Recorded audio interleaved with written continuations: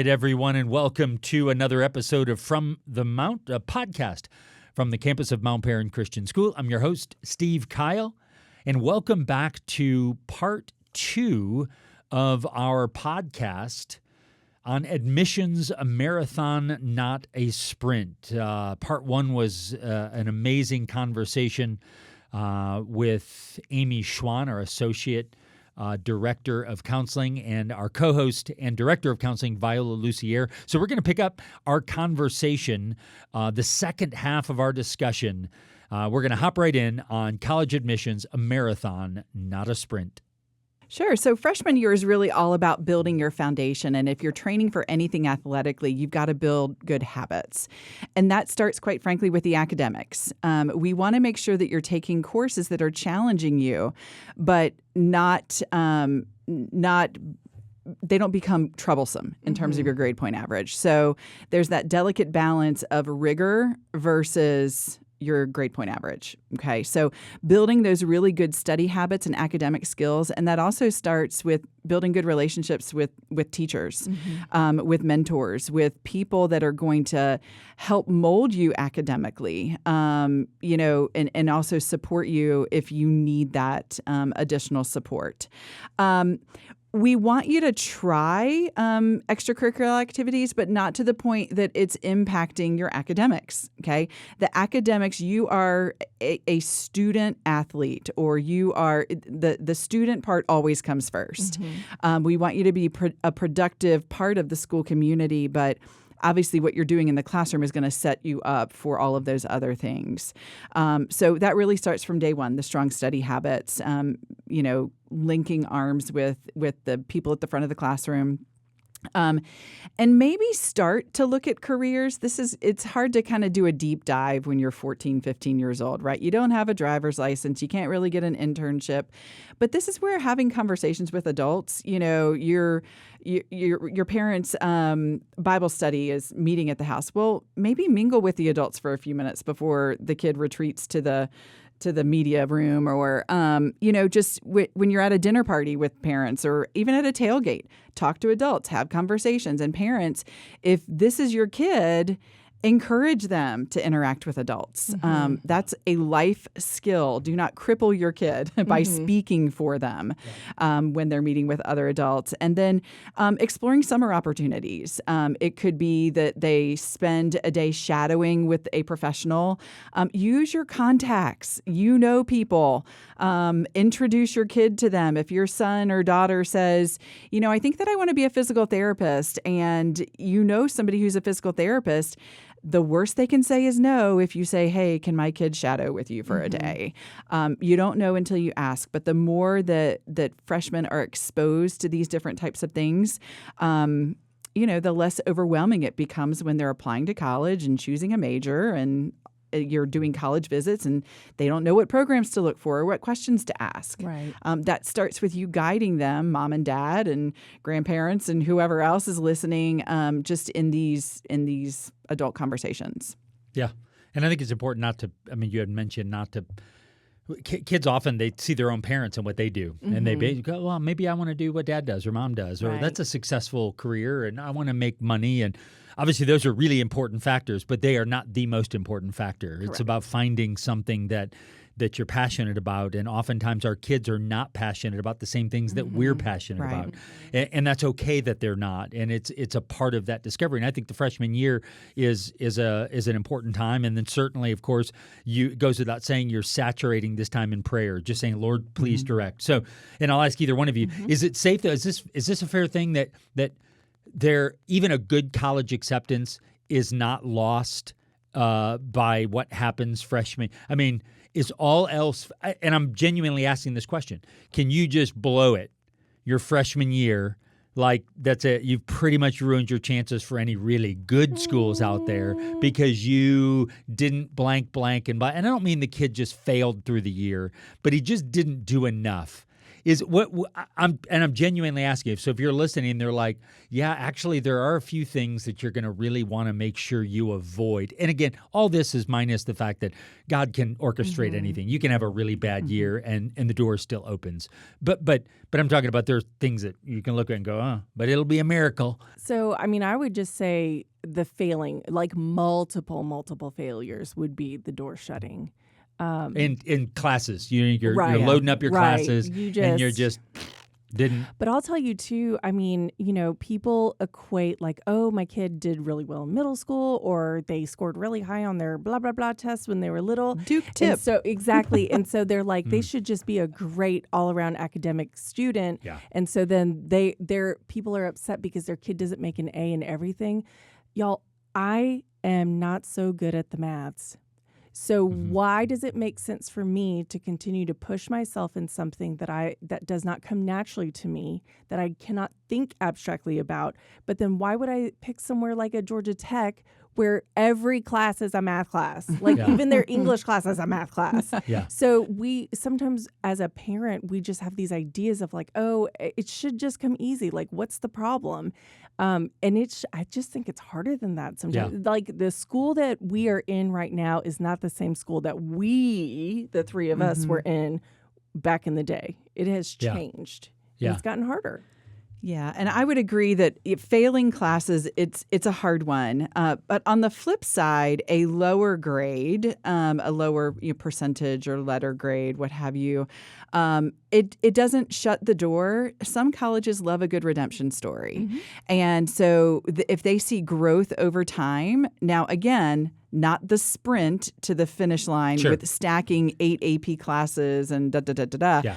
But, wow, this is a student who struggled in language arts as a 9th grader, but then 10th, 11th, 12th grade took harder classes, made the grade. That shows growth. And also, just because you didn't make an A in a class doesn't mean that the teacher didn't respect your efforts in academics. And sometimes those are the best teachers to write letters of recommendation because they can speak to your growth over time. And universities do like to see that. Got it. So, and we're not talking about not going to college at all. Right. Yeah, Right. you struggle your freshman year, you can still go to college. 100%. But just don't be setting up the Ivies. Correct. Like that's what you're Yeah. doing. Okay, just really quick, yay or nay on this, just it's short.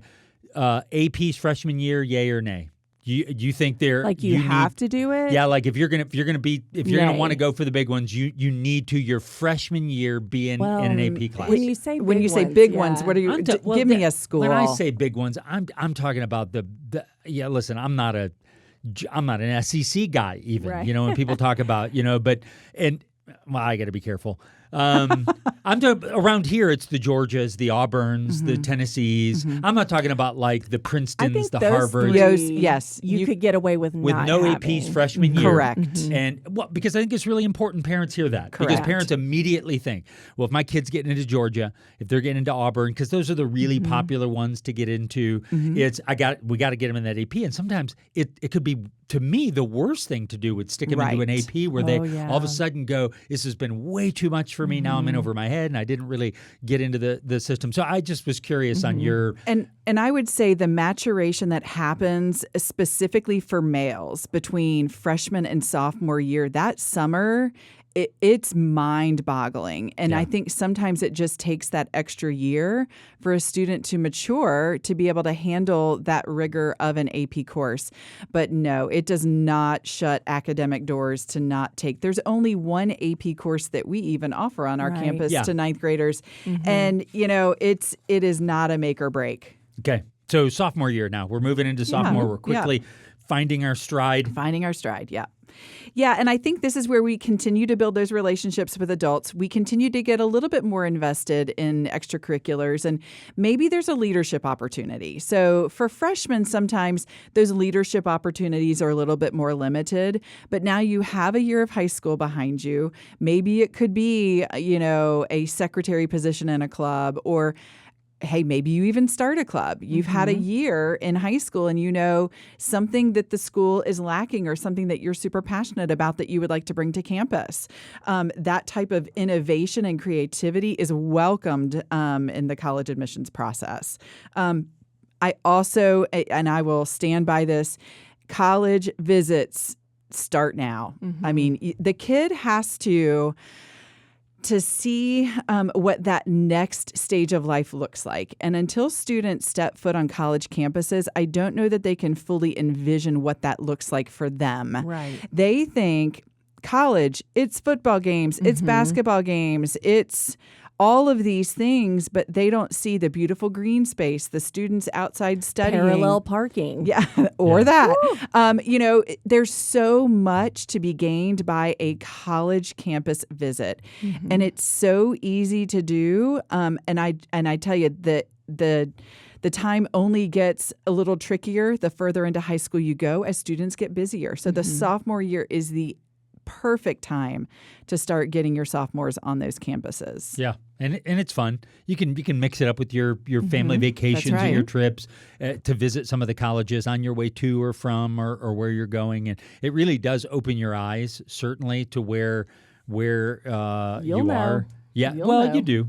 I think so, and it allows them to begin to think through other things, and then of course back to the AP. Now you should probably be considering. All right, where are my areas of possibly AP related? And again, this is the only reason I bring it up is I'm not even in the college guidance world, but I hear these conversations with parents like I've got to get them in, and I got to pack as many APs into their schedule as possible, and I don't even know. My girls obviously took what they could when they came here, but I wasn't like, you need to get in them, because I was just more like, hey, listen, you're going to go, Jesus got you. And, but hear me, did. that's not, he did. But that's not, hear me, Right. that was, and that I was kidding. That wasn't exactly how all those conversations went. But again, because again, I hear parents talking about, well, I've got to get them in, and Right. people are trying to even get in them, and they shouldn't even be Well, in and them. that's the problem. That is. And I think parents need to hear, listen, your kids, you're trying to force them into these things, and it's hurting them, not helping them. Right. So listen to your college guidance counselors and their teachers,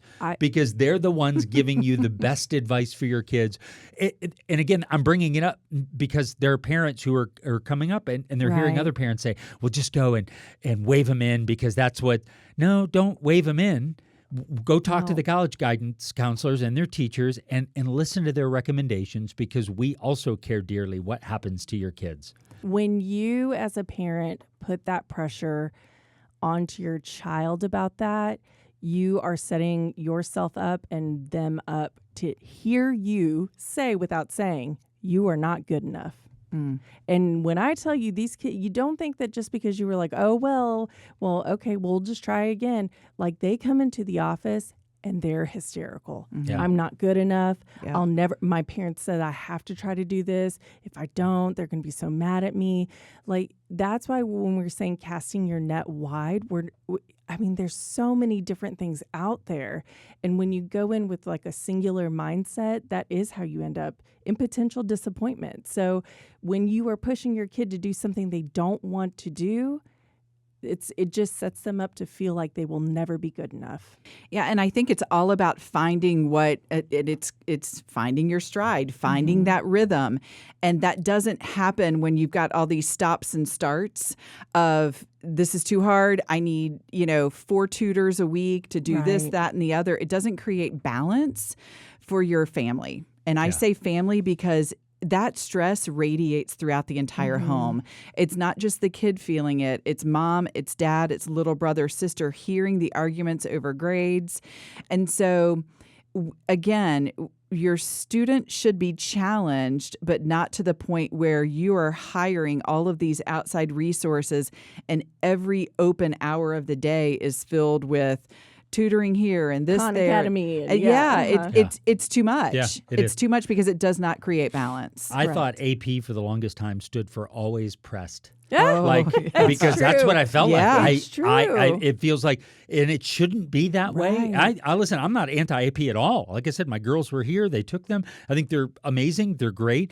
But the conversations, and again, I'm not here one way or the other saying you should or you shouldn't. It seems to be a growing concern amongst our people. So now we're moving into junior year. We're getting closer. Yeah. This is when you can smell the finish line.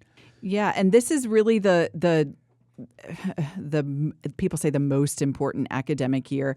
I don't know that it's the most important, but it can be a real clarifying year in the application process, because if students are applying early, and I'll get to that in a second, if students are applying early, these are the last grades that a university is going to see on their transcript. They're going to see the courses populated that are being taken senior year, but they're not going to see those grades.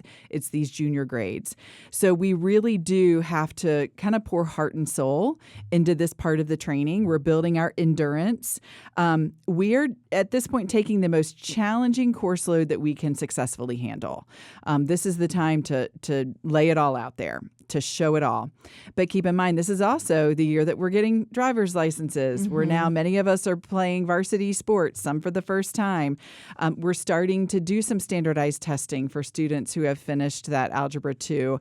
So it does get a little bit more dicey. And the time management, again, goes back to that training of a marathon. You got to map it out.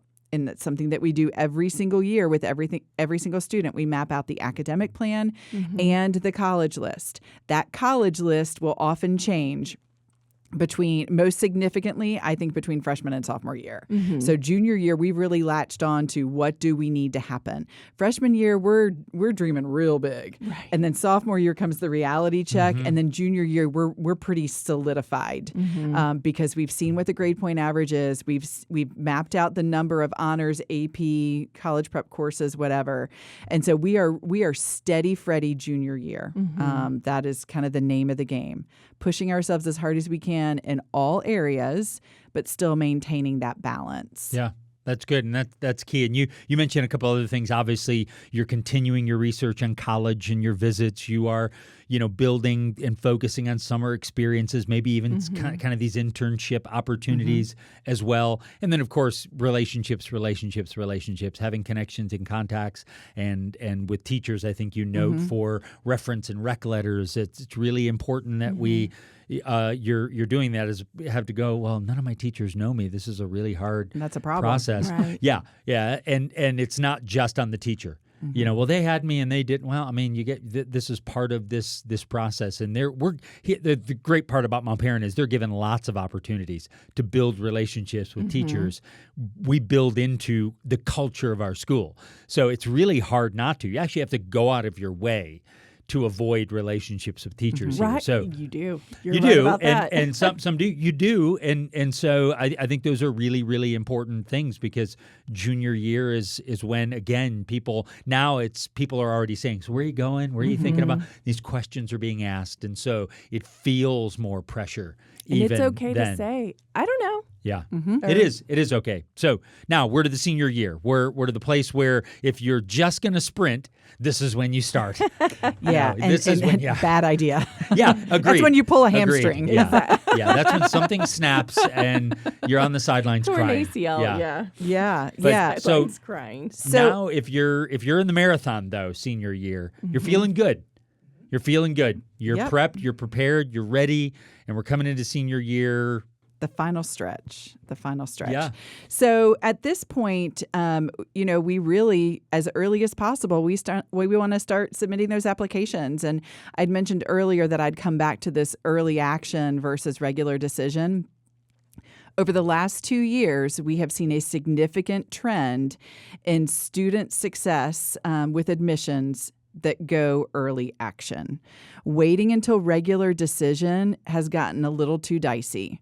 So what happened probably maybe 3-4 years ago is students could backload a whole bunch of rigorous courses senior year and still get admitted regular decision. It's not working anymore. We maybe had a couple of kids that got by with it this year, but what helped them was also a significantly high test score, ACT, SAT. Outside of that, students that backloaded the rigorous courses, regular decision, it didn't go favorably for them. So what we really want to do senior year is we want to start running out of the gate a little bit of a sprint, right? Once that Common App goes live, August the 1st, and get those applications submitted as early as possible. And most of those early deadlines are October the 15th. I like to tell my students that I work with, October the 1st is our date. That way, if there's any missing pieces, we've got it covered. We want to make sure that standardized testing is taken care of so that we're not panicked. Again, the cramming. Senior year should be enjoyable. They should be enjoying the festivities and the celebrations and the Friday night lights and, going to see the school plays and things like that without wait, I've got ACT tutoring 4 times this week, right? Yeah. If we plan ahead for that, if we're training ahead for this marathon, most of that is going to be already done. Okay. Now, if we had a goal score and we need to take it another time or two senior year, that's fine. But we should not be starting ACT and SAT testing in October of senior year. And It's a good way happens. to make us sweat. It happens every year because the time creeps up. And it's like, guys, we've talked about this for the last 4 years. We've mapped out when you're finished with Algebra 2, we're going to start standardized testing. And you didn't do it. And now here we are in panic mode. Oh, you can't find a testing site that's got tests. I mean, it's just, it creates this anxiety. And then one of the worst things to wait to do till senior year is, oh, let's go start looking at colleges. Wait, what? No, we're at application stage now.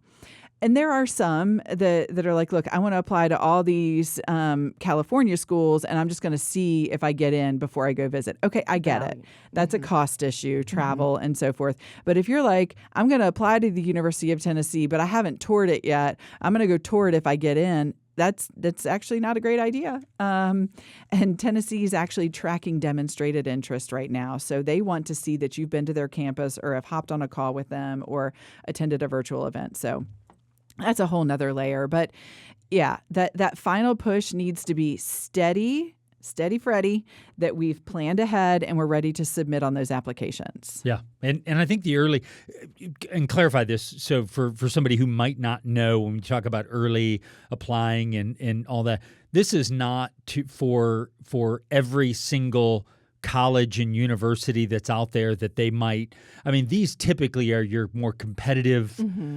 Early decision. Yeah. But I mean, early, does every school do early decision? No. Only colleges and universities that do early decision, correct? So I'll just kind of clarify. Early action just means that you know your decision earlier. Correct. There's action that's been taken on your application. Here's an option for you. Early decision is binding, and it's typically private universities. There's a couple of publics that do it, but early decision is binding, which means if you apply and you get admitted, you're going, and you have to pay them. Yeah. And you also have to remove all of your other applications. Okay, so early action is just, I've got my ducks in a row. I'm happy with my grades, with my test scores. I'm ready to know if this university finds that we're a good match. Yes. And so when kids hear about that, after October 15th, they submit that, correct? And then they hear that, how quickly? Before Christmas. They'll find out, like, I've either been accepted, correct? Right. Or denied. Or denied or deferred. Or deferred, yeah. And so, but not every school does that, do they? So does every school, let me compare, does KSU do that? So they're rolling. So rolling just means that as soon as your file is completed, like so your application, transcript scores, Correct. and all that kind of stuff, then it takes a couple weeks or so for you to get a decision. So, But whenever that is. Correct. Well, yeah. So it might just be 2-3 weeks later for you, and then maybe like a week and a half later for me. Yeah. So it tends to be the more competitive the universities, that more they have, or the more applications that they're fielding. Yeah. Got it. And so that's going to be the key. Yeah. And so and the only reason I brought that up is for people to go, hey, so if I don't hear this early action and find out right away and I'm deferred, like I'm not going to college. Yeah. And obviously that's not what we're talking about. Right. You're going to college. You just may get deferred or declined or not from these really highly competitive schools. And it's not the end of the world. It means for their freshman year, this is what your life is not over and college is still in your future. Right. So in case, and again, a lot of people may know that, but some people may go, wait a minute, I'm a little confused by that. And it's not a death sentence if you're declined or deferred or not accepted to your highly competitive one for your college and two for even that school, because you have future opportunities to certainly you could transfer to transfer in, and oftentimes that's easier to do in many cases. So that's all some absolutely really important stuff here. So your blog goes into, and I think you've touched on a lot of these key points already. So but besides just getting into school and admissions, this thing kind of obviously helps just.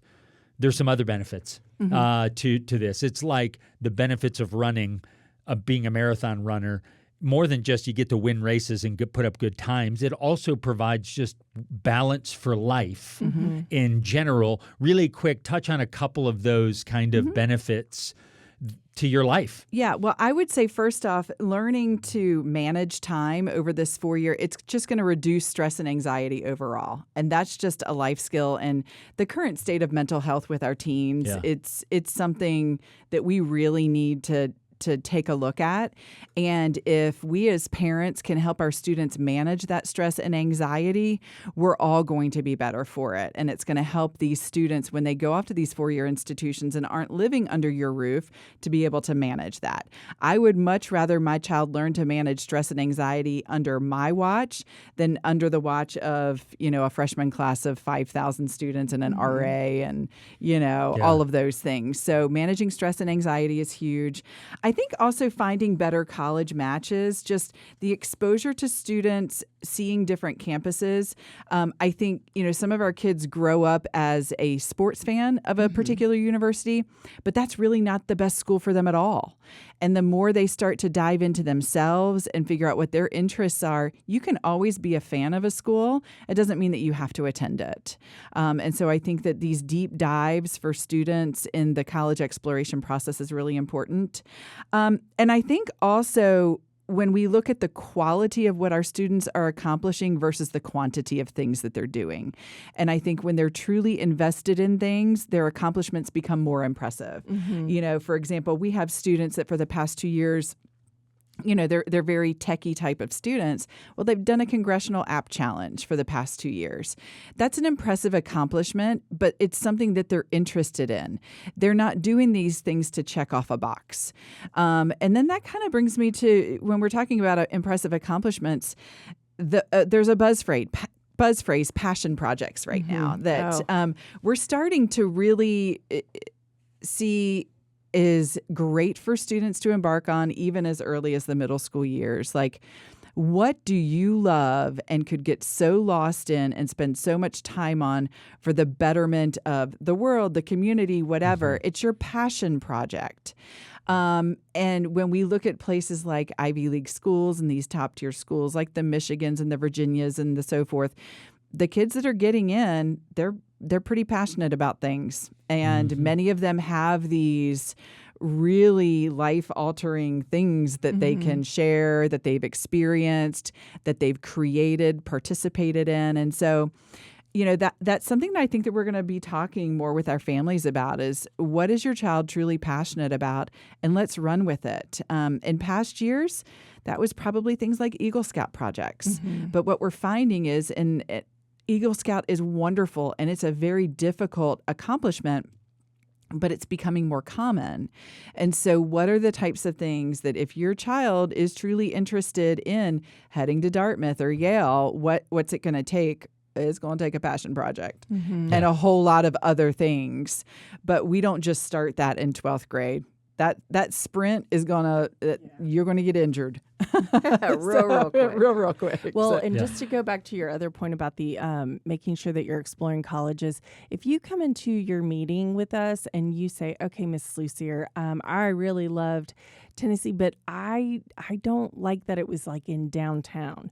Oh, okay. So that tells me you like a big school with like football and traditions, but you just don't want it in a big city.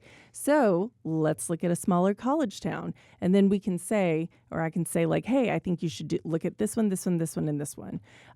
Or you'll have some people who say, I don't think that they're going to really like having a big school, but they don't want a really, really small school. Even if you tell us things like that, we get what you're saying. And so we're going to tell you, okay, well, here's kind of a mid-size, or like, here's a bigger version of a smaller private school so that you can explore. So really, if you can just find out, it doesn't have to be something that your student is going to love. We need to know what they like and don't like. The place, is the food okay? Did they like the people? If you can identify those things, then we can help you to come up with a better list of what to look for. And if you haven't been doing any college tours, it's really hard to have that conversation. Right. Yeah. Be like, well, they don't really know what they like. Okay, well, Cool. help me help you. Right. And get your kid on some campus tours. Yeah, yeah. Or, I mean, even virtual tours. Or, Yes. I mean, just Yeah. do some sort of research instead of just coming and going, I like their colors. There's a Yes. whole series on yeah. Amazon called The College Tour, and they've got like 9 seasons or something out there. Amazing virtual tours, and that, if we want to talk about a blessing of the pandemic, it was the virtual tours, the TikTok, the Instagram Reels, and all of that of college campuses. It's a great first place to start. It is. Yeah, yeah, because you can check. You can be like, nope. Yes, Or, you'll know. ooh, I like that. I'm going to go Right. see that in person. Right. So, all right. So, really quick, as we're wrapping up this segment in this episode, for seniors that might be already in sprint mode, a couple of things. Like if I'm listening right now, I'm the mom, it's the summer, I've got a junior moving into senior year, and I'm like, Bob, I've done none of that. Like I'm not. First, it's okay, Yep. pull over, stop crying, or whatever it is. Everything's good. But get some quick advice you would give that parent listening who feels behind. Yeah. So first off, all is not lost. Yeah. I mean, some of the college applications, they aren't even going to ask what activities and clubs your kids were involved in. They may not even need a test score. So it's okay. And that's where I would encourage you to reach out to your child's counselor. But I also would say start with the conversation of, do you have any idea what your kid wants to do? And from there, if they say, for example, I might want to go into construction science. Okay, so construction science management, who do you know that your kid can spend a few hours, a couple weekends or something like that shadowing? Those can be really simple things that are very practical for the stage that you're living in. And I also would say we have a great college planner notebook that we give to all of our families in freshman year. Mount Parent only. Yeah, TM. that's right. So get that out, and I want you to flip to senior year and just read through it so you can wrap your mind around, what do these steps look like? We have laid it all out there beautifully, but you do you have to open it. Like, it's not going to, divine inspiration by looking at the cover is not going to work. Open that binder. We created it to really help families navigate through those steps. But all is not lost. Applications open on August the 1st, but that doesn't mean that you have to click apply August the 1st. Right. There are many universities that your kid can apply to even up until now. Yep. So it doesn't have to be a rush or a panic. And, again, we're here to help and support you. This should not be a daunting process. It should be an enjoyable process. But that's where you have to lean into us. Yeah. I would actually say you need to get organized. Yeah. Yeah, So here. we need a calendar, and because now For we got to sure. put all these things that are in the college planner onto the calendar of how we're going to do stuff. And definitely go meet. Ask for help. It's okay to ask for help. That's right. So, closing. What? How would you kind of wrap this up? Either one of you. This whole thing we've gone through, given a ton of great information. Hopefully, put a lot of minds at ease and given direction to parents. But how might you wrap it up to them? Any words that you want to share briefly as we? I mean, you get a lot, so please don't. This isn't because. Come on, guys, give me something. We've got lots of one stuff here, thing. but as we're wrapping up. I would say let your kid navigate the process. And if you don't feel like they're ready, you sit next to them and you help them craft the email to the teacher or, fill out the calendar, do it together, but they have to own it. They have to do it.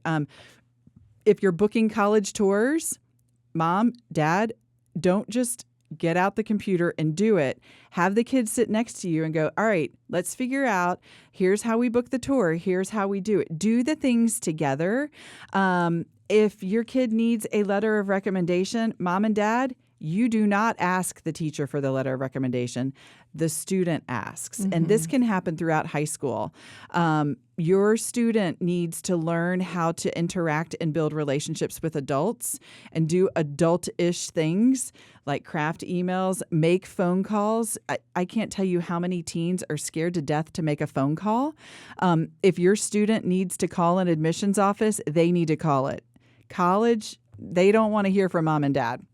This is the time for the students themselves, no matter what grade they're in, to be their own advocates in this process. It's fine for you to support them, sit next to them, coach them through it. We do that a lot. If we call a college or university, it's on speakerphone and the kid does the talking. Yeah. I would say that you cannot outdo or mess up what God has already ordained. Yeah. So don't spin your wheels thinking I should have done, or how come, or she didn't get part of this, or what's going on with that. You're spinning your anger or your frustration on the wrong thing, and we've got to let that go and let God, because he's already got it. And we just have to follow it, right? Yeah. But that's the biggest thing. Follow it. Proverbs 16:3 says to commit your work to the Lord and your plans will be established. So it's this idea that there is work. That this is not like, hey, just get up every day, pray about it, do nothing, right, and just want all that. That isn't how it works. And and again, it's not limiting God in any way. It's just the reality. But there is. So whatever stage, mom and dad, you're listening to this, your child's a middle schooler right now. Commit your work to the Lord right now, and the plans will be established. If you're a senior in sprint mode, yeah, you're there. It is where you are. And that's okay. Commit whatever work you have now before you to the Lord, and the plans will be established. So it is one of those peace and all of those things are there for you. So yeah, what will be helpful if you listen to a lot of this stuff, if you're at the beginning of this journey and you start putting this stuff into play, you're going to find yourself a lot more peaceful, a lot more, and your journey to there will be an enjoyable one. So it'll be enjoyable like this podcast episode was enjoyable. Yeah. It was great. Amy, great to have you back on again. Thanks. Great information and content. Viola, always a pleasure to have you here. Thank you. And I want to say thank you for listening to another episode of From the Mount.